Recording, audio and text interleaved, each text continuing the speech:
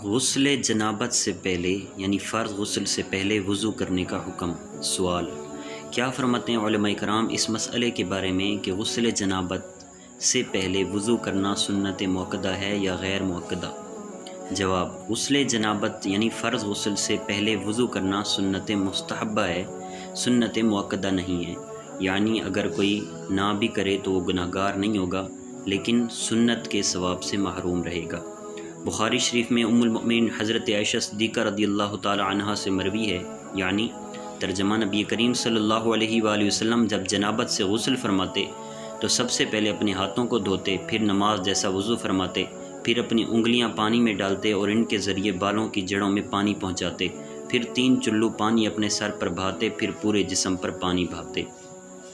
نزہۃ القاری میں حضرت عائشہ رضی اللہ تعالی عنہا سے مروی حدیث پاک کے تحت فقیہ اعظم مفتی شریف الحق امجدی رحمۃ اللہ تعالی علیہ فرماتے ہیں، اس حدیث سے ثابت ہوا کہ غسل سے پہلے دونوں ہاتھوں کو دھونا سنت ہے اور وضو کرنا مستحب ہے۔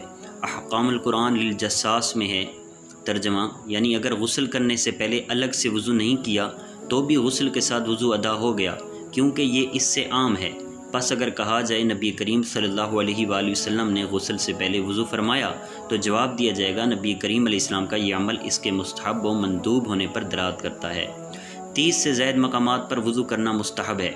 غسل جنابت یعنی فرض غسل سے پہلے وضو کرنا بھی ان میں سے ایک ہے، چنانچہ در مختار میں ترجمہ: یعنی 30 سے زیادہ مقامات پر وضو کرنا مستحب ہے، ان کو میں نے خزائن میں ذکر کر دیا۔ علامہ ابن عابدین شامی رحمۃ اللہ تعالی علیہ اس کے تحت ارشاد فرماتے ہیں، یعنی ان میں سے بعض مقامات یہ ہیں: نیند سے بیدار ہونے کے وقت، وضو پر مداومت یعنی ہمیشگی کے لیے، وضو پر وضو کرنے کے لیے بشرط یہ کہ مجلس تبدیل ہو گئی ہو، میت کو غسل دینے یا اٹھانے کے وقت، ہر نماز کے وقت کے لیے اور غسل جنابت سے پہلے۔